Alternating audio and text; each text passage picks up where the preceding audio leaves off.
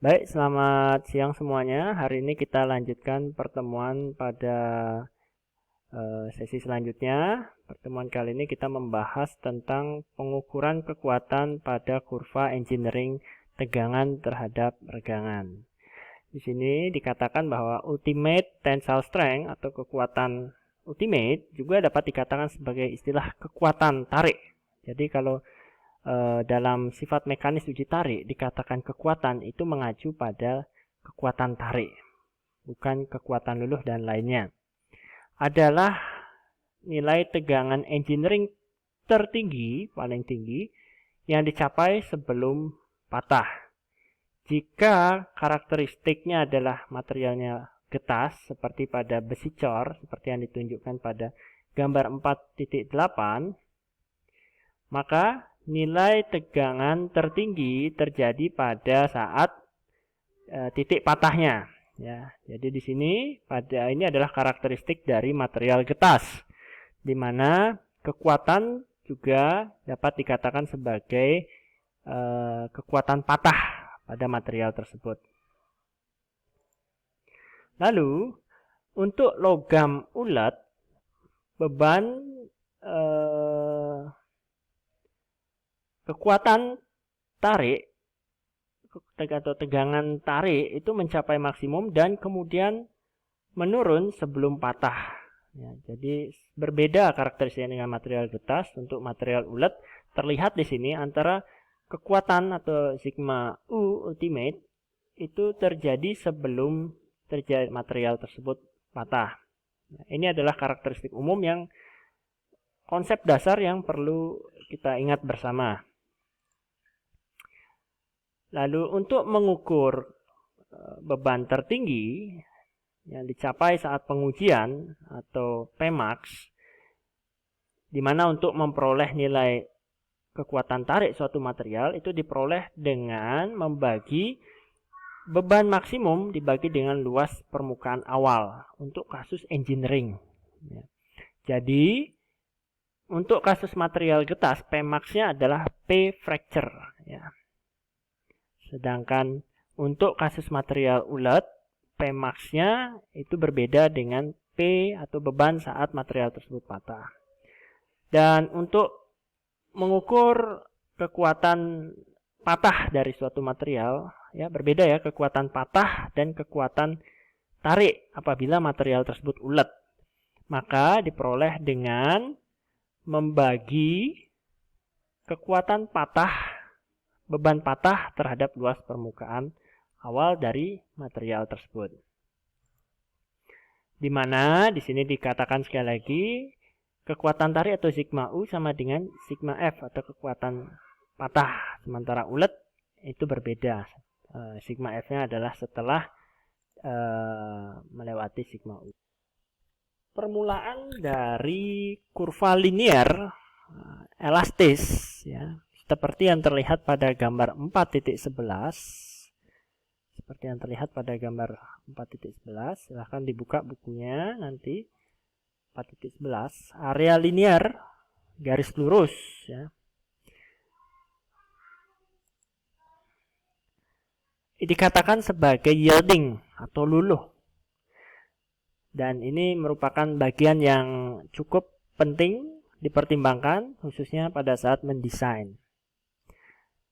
Hal ini mengacu karena tegangan yang menyebabkan luluh menghasilkan peningkatan deformasi yang cukup cepat karena diakibatkan oleh regangan plastis.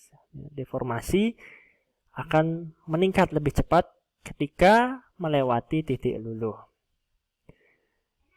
Dan regangan yang melewati area garis linear elastis atau dirumuskan dengan sigma dibagi E, seperti kita ingat E ini adalah modulus elastisitas, itu dikatakan sebagai regangan plastis dan tidak dapat kembali atau recover saat beban dihilangkan. Sehingga regangan plastis ini menghasilkan deformasi yang tetap atau permanen. Deformasi seperti ini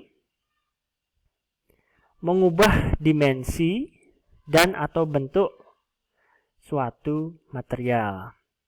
Sehingga tahap awal pada saat merancang itu kita harus meyakinkan bahwa tegangan cukup kecil sehingga area luluh atau titik luluh tidak dapat dilewati. Jadi ini adalah hal yang krusial atau cukup penting dalam desain suatu komponen menggunakan suatu material agar memastikan bahwa beban yang akan mengenai material tersebut tidak mencapai titik luluh. Sehingga penentuan jenis material itu sangat penting terhadap jenis beban yang akan terjadi. Penentuan titik luluh dapat dikarakteristikan atau diperoleh dengan beberapa metode. Metode yang paling sederhana untuk mengidentifikasi tegangan saat melewati area linear itu dikatakan dengan istilah proportional limit atau sigma P. Seperti yang diilustrasikan di gambar titik 4.11, di sini ditentukan proportional limit. Ini metode yang paling simple, metode pertama, proportional limit. Beberapa material memungkinkan untuk menunjukkan kurva yang memiliki kemiringan atau slope. Dan namun tidak menunjukkan atau sulit untuk menentukan proportional limit. Bahkan pada beberapa kasus area linear itu sangat terbatas sehingga penentuan area atau titik luluh secara tepat itu sangat sulit. Sehingga nilai proportional limit itu didasarkan terhadap penentuan pribadi, ya, on the judgment, ya. Jadi penentuan kita, sehingga nih hasilnya juga tidak akan presisi, ya.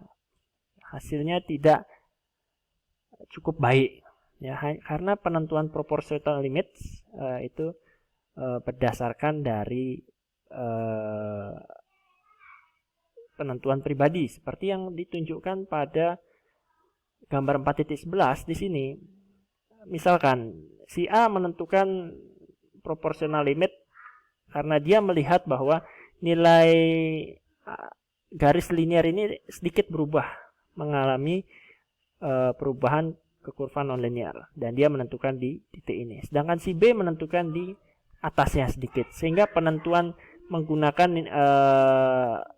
proportional limit ini itu kurang baik, ya, karena bersifat subjektif antara yang satu dengan yang lain berbeda. Metode penentuan lainnya dikatakan dengan, ini metode kedua, batas elastis, di mana kekuatan tertinggi itu tidak menyebabkan perubahan permanen atau plastic deformation. Penentuan nilai ini sangat sulit karena dilakukan dengan melakukan pengujian berkali-kali, ya.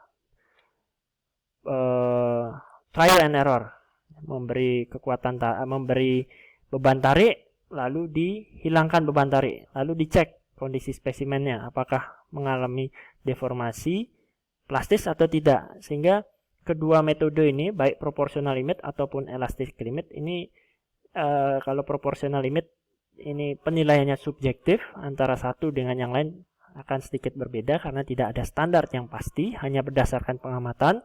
Sedangkan elastic limit ini berdasarkan pengujian yang dilakukan berulang-ulang dengan mengecek apakah material tersebut telah terdeformasi atau tidak. Namun, kedua metode ini memungkinkan untuk digunakan selain metode yang akan kita bahas berikutnya yang sudah kita kenal, yaitu metode offset. Ya, seperti yang digambarkan di gambar 4.11, ya, metode offset kita kenal dengan offset 0,002 atau 0,2% dengan menggeser garis linear sebesar 0,002 dan memotong kurva tegangan regangan. Dan dari dari perpotongan tersebut, maka kita dapat menentukan nilai dari tegangan luluh suatu material. Jadi metode ini cukup memungkinkan apabila kurva linearnya cukup terlihat jelas. Ya.